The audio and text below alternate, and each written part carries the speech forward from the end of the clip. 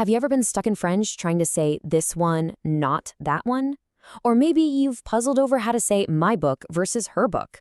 Well, we're about to clear all of that up.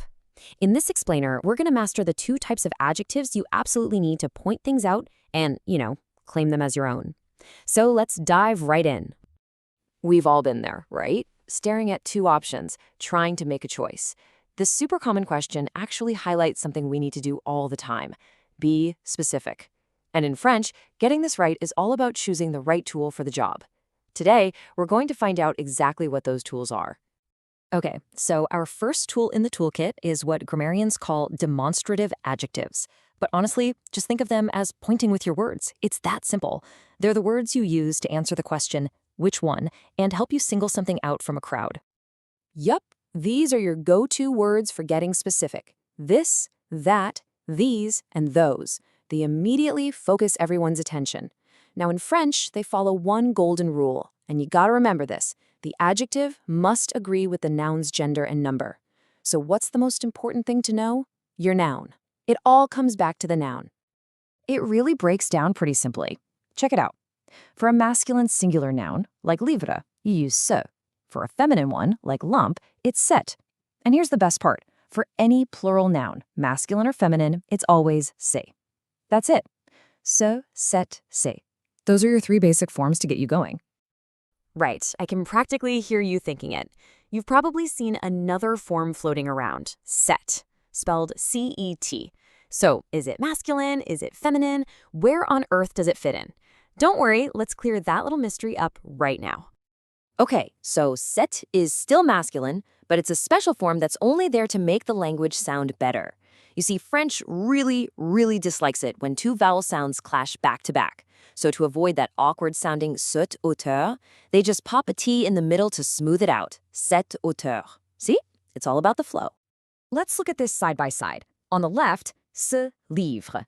The noun livre starts with a consonant, so no problem, we just use ce. But now, look at the words on the right. Hauteur, homme, arbre.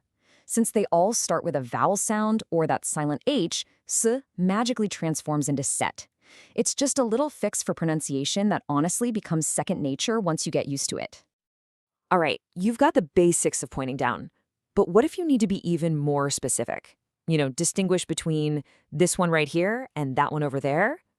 Well, French has this really elegant solution, and it builds directly on what we just learned. It's a super simple two-step process. First, you do exactly what you've already learned. Pick the right adjective, ce, cette, or c'est. Then, for step 2, you just attach a little suffix to the noun itself. You tack on si, which comes from ici, meaning here, for something close by. And you add la, meaning there, for something a bit further away. Easy, right? And here it is in action. This sentence takes us right back to that question we started with. Cette chemise-ci. This shirt right here. Cette chemise-là. That shirt over there. It's an incredibly clear and precise way to compare two things. What a fantastic trick to have up your sleeve.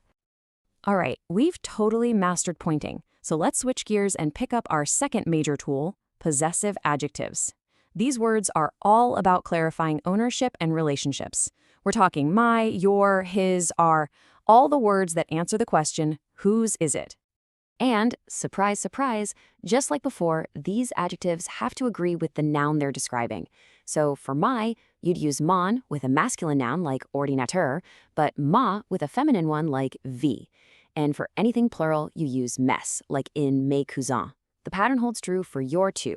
Ton, ta, tes. You see the logic, right? Now, you might be sensing a theme here with French and its thing about vowel sounds. And you'd be right. Just like with c'est and cets, there's a small adjustment we need to make with possessive adjectives to keep everything sounding nice and smooth. So here's how it works. Even though a noun like ami, friend, is feminine, saying ma ami creates that same clunky vowel clash. So to fix it, French just swaps in the masculine form. So ma ami becomes mon ami.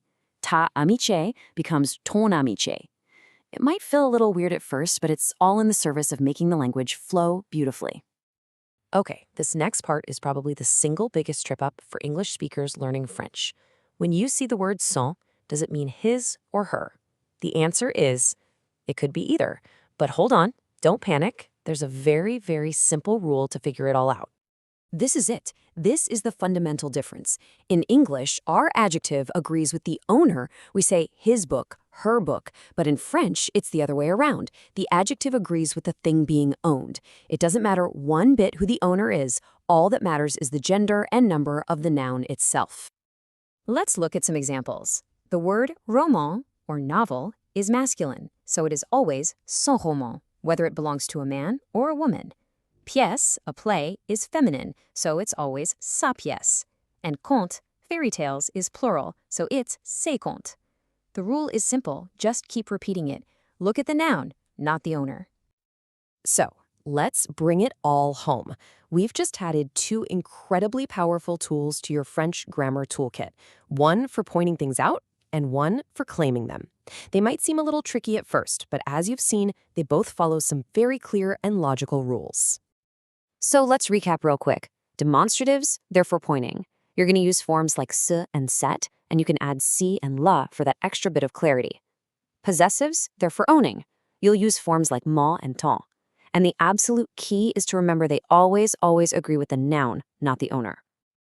And there you have it. You are now officially equipped to be way more precise and descriptive in your French conversations.